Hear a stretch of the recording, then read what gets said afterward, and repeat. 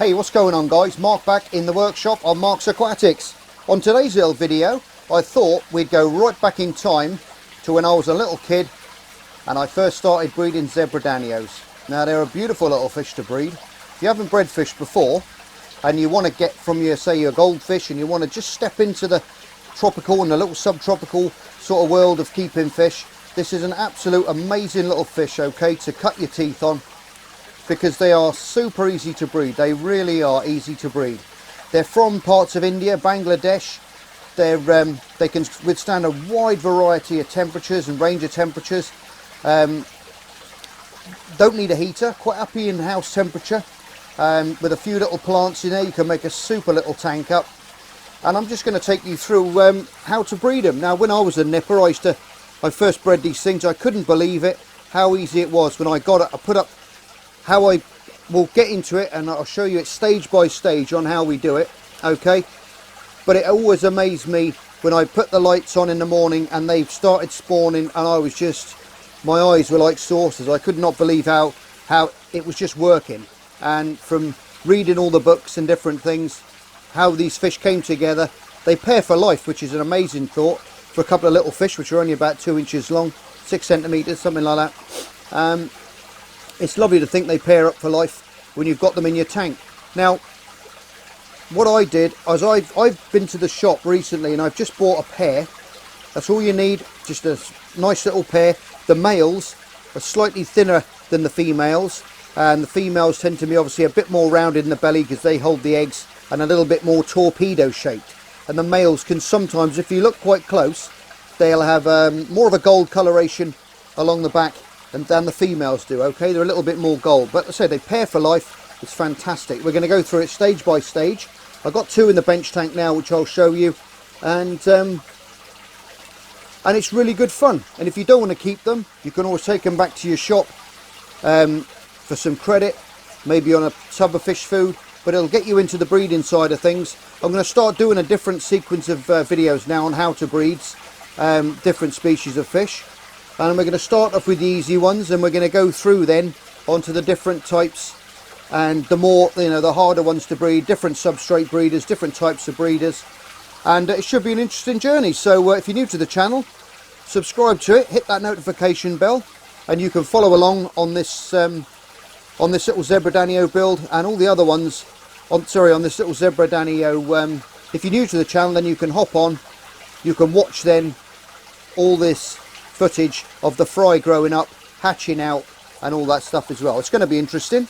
I haven't seen many people do it from start to finish on YouTube before, so yeah, follow along if you're interested in this kind of stuff. And we'll go over now, we'll have a look at in the bench tank at the 2 little zebra Danios that we've got in there, just so you can see them, and we'll breed some Danios.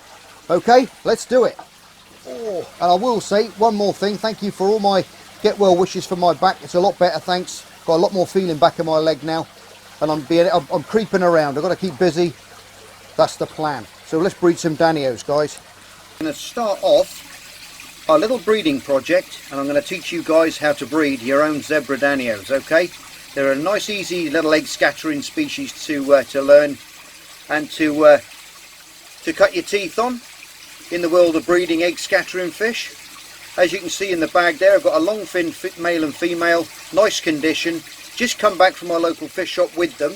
I was going to add some to my bench tank, community tank anyway, and I thought it'd be a great time to show you guys how to spawn them.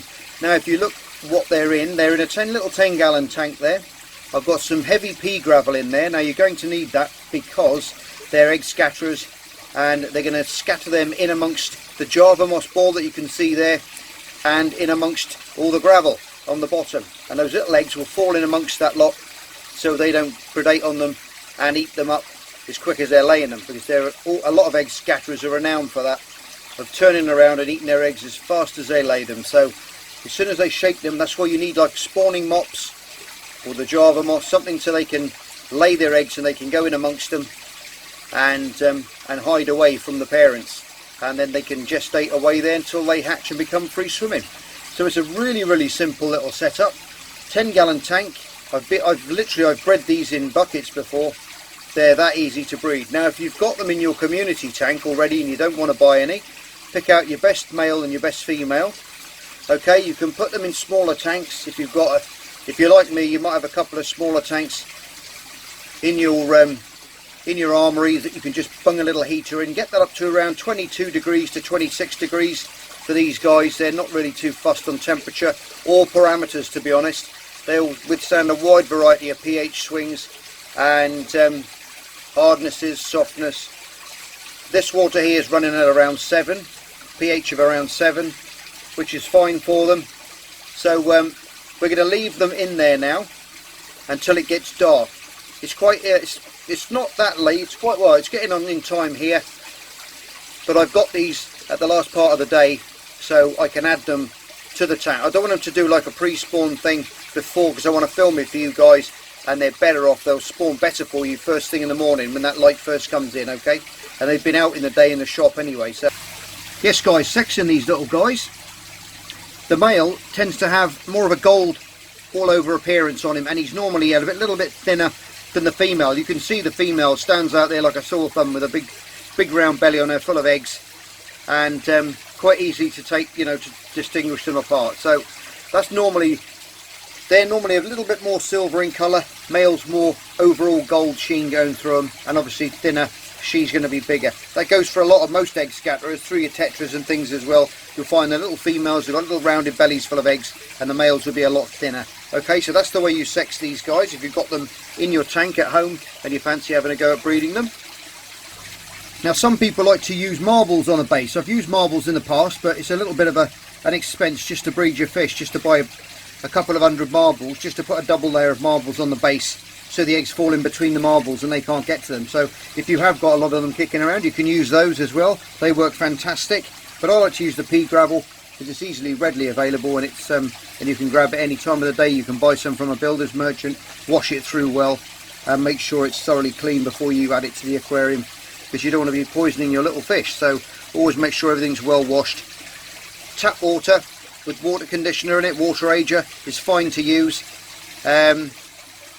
I've got tank water in there from another tank that I've got, because it's aged anyway, and I've got a little bit of aged tap water in there as well. The Java moss that you can see in there is from another tank, so that's going to have a lot of infusoria on it, which is micro life, which the fry are going to need for when they first hatch and become free swimming. Okay, this is where a lot of these fish are very, very hard. People think, oh no, it's impossible, you can't do it, the fry are so small, you just can't do it, and they get despondent with it and they give it up. These fish are most egg scatterers are simple to breed to get them to lay the eggs.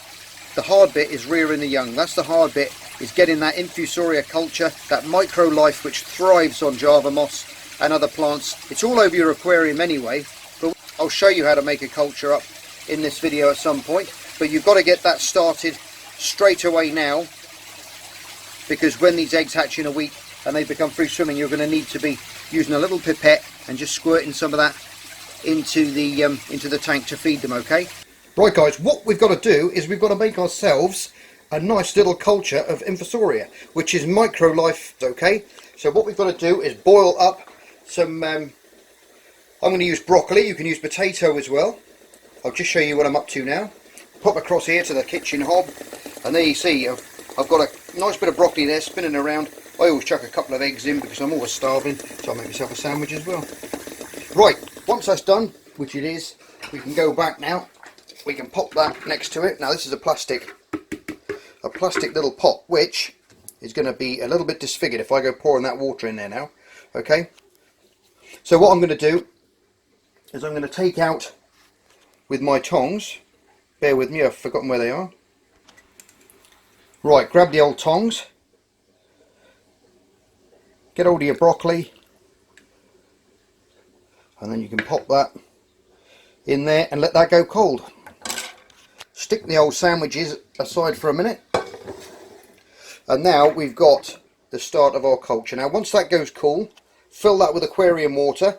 Okay, also we'll chuck a little bit of moss in there as well, because that will also, and that will already have a microculture of infusoria on it, which is basically microscopic little creatures and critters that live all over your moss, tank surfaces, everything like that. You can hardly see them, but they're all over the place in your aquarium.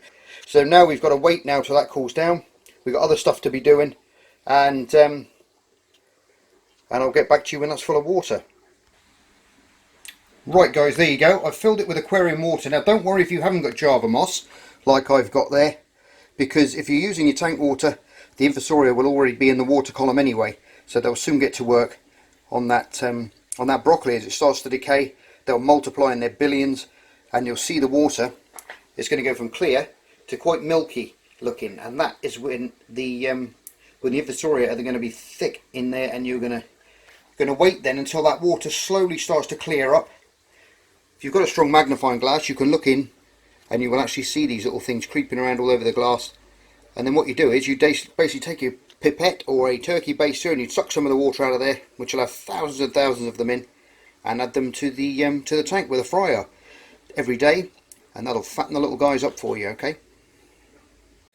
Right, okay guys, we're in the evening now, and what I'm going to try and do now, obviously I've been acclimating these, taking the water from here and putting it in here and siphoning out the water with a bit of airline. And now what I'm going to do is just going to take that water. Now has been completely replaced with the water that's been in there, so I'm not really adding any of the water that was in the bag. It's going to go in there either. Okay, so it's mostly, I've nearly sucked all that water out and replaced it, so they can see they're pretty active. So I'm just going to shift this light over a bit, and then we can pour these little guys into the tank.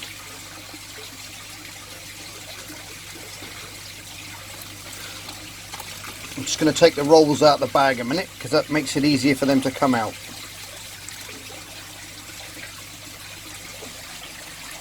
Okay, and there we go, they're in. So they're going to get used to their new little home.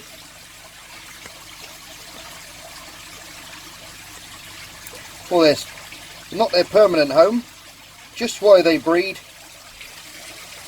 and do all that great stuff.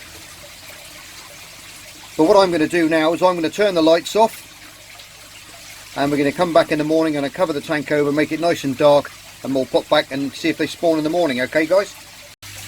Okay guys, it's the next morning, just turn the lights on. Well, let's see what happens. Let's see if we get a spawn.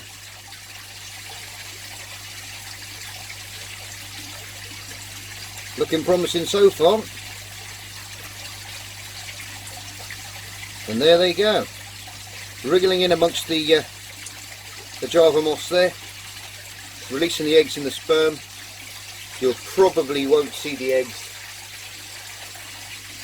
because they're that small, but you can see the oxygen bubbles being released there from the fish as they swim through it. But they're about the size of the oxygen bubbles that you're seeing coming up. That's about the size of the eggs that are being laid. So very, very small.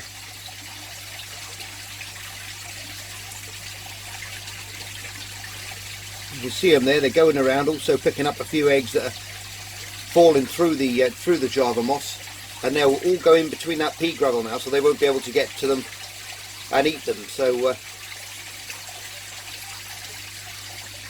they're putting on a good show for us guys.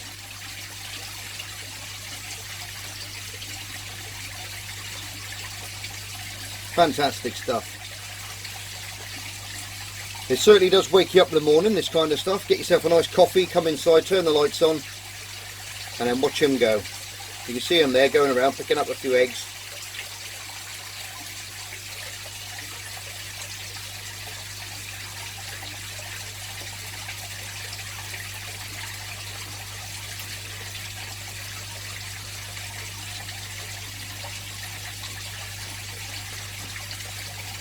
Now what you've got to do now, you've got to wait until these guys are finished spawning, then remove them from the aquarium and then put them back into your community tank.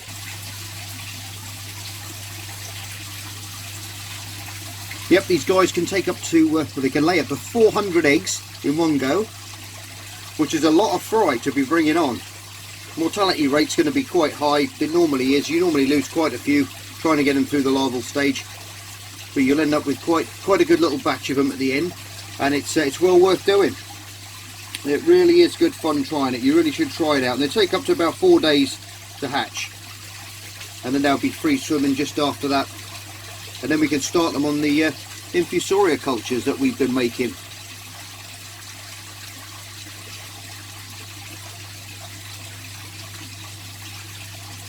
I'll sit back now. You can see them underneath the just circling around each other there, and what they'll do is she's going around and she's finding little pockets in the in amongst that pea gravel.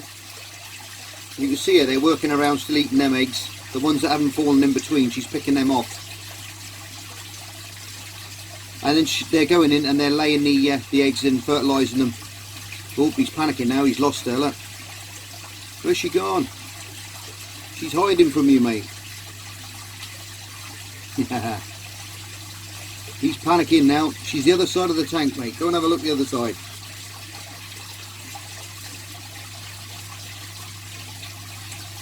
Frantically trying to find her. Look at that.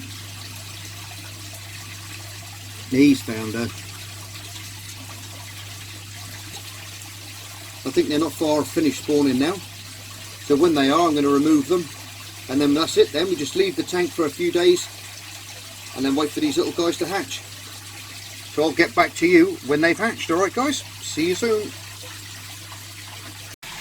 Right, okay guys, it's day 2 and we've got some wrigglers out on the zebra Danio'S, which is nice to see. Now, it's nice to keep the light low when you're doing this. I'm going to use a torch. If I try and use the main light in the tank, what happens is the camera just will not focus on these guys. It focuses on everything on the background. So I'm going to get my little torch here, shine that through the side of the tank, and hopefully you'll see some, because they're all stuck to the glass. So I'll bring that up, and there you go. There's a little guy there. There's a few more over here. Very, very small, not free swimming yet, but this sort of few more down there. They're hatching all the time now, which is nice. As we go down, you can see them, the odd ones there. This side of the tank as well. On the back side of the tank, it's much the same as the front. There's quite a few and they're hatching all the time. So we've got some out now. These are free swimming. In about another few days, it could be sooner than that, to be honest. The temperature's about 26 in here now. It's gone up a little bit, so that might speed up their growth. And there's a fair bit of infusoria in the tank anyway on the glass. I'm not sure if you can see little things moving around in the water column.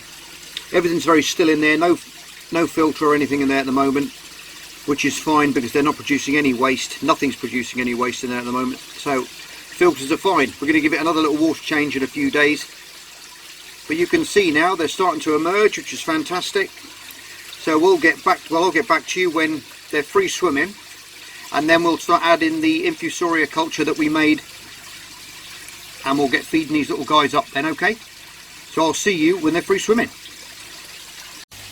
Right guys, what we got is our little infusoria culture there. You can see we've got millions of them in there now over the last few days. Absolutely clouds of them. Now all we got to do is get a turkey baster. I'm just going to set you up because I'm going to have to prop this on my knee and use 2 hands for this job for a second.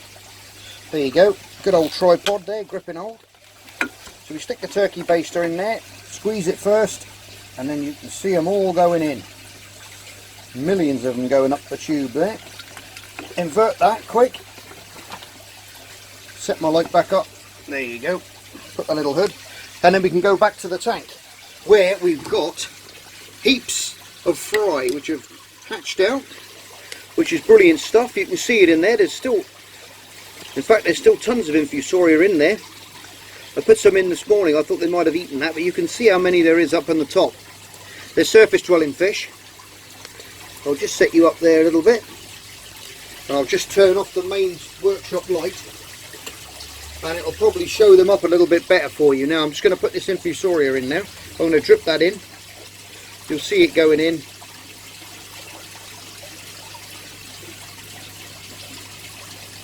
And they'll be readily consuming this stuff. I always suck a load of water back up that pipette again, give the ball a little swirl around, and then empty that water back in there again. It's good because it agitates the surface of the water as well, which is also important, guys, okay, because you don't want to I'll just square that up a bit.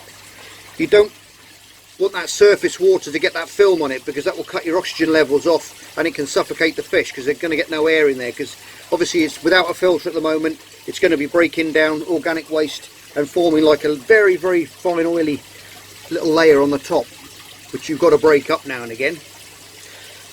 But as you can see, we've got a lot of fry out there, all zipping about, which is brilliant stuff. Not sure how many we got, I hazard to guess, but they can lay anything from up to 300 to 500 eggs, so in one spawning, and they're quite big, these adults. So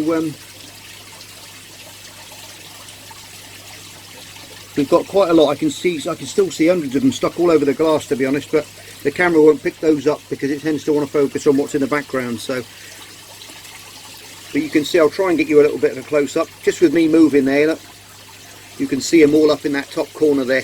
This was with the old sponge tank filter we made with that matting filter. I've got them in there at the moment, and they seem to be hanging around in where the matting filter is.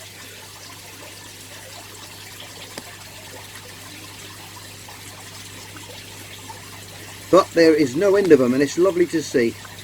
And for first time breeding, guys, you're going to be super excited, especially if you do this with your kids, because it really will pique their interest. And this is what happens.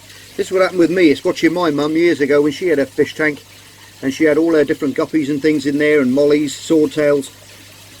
And I used to watch her feed and breed her fish, and it was fantastic, and it just stuck with me ever since. And I've bred all different manner of things in the time that I've been in this hobby. Probably 40 years in this hobby I've been into it. But you can see there's the whole tank, and it's thick with that infusoria in there. Now they're asking to keep them going now for some time. They're going to be putting some weight on, and they're going to be growing like little weeds in there.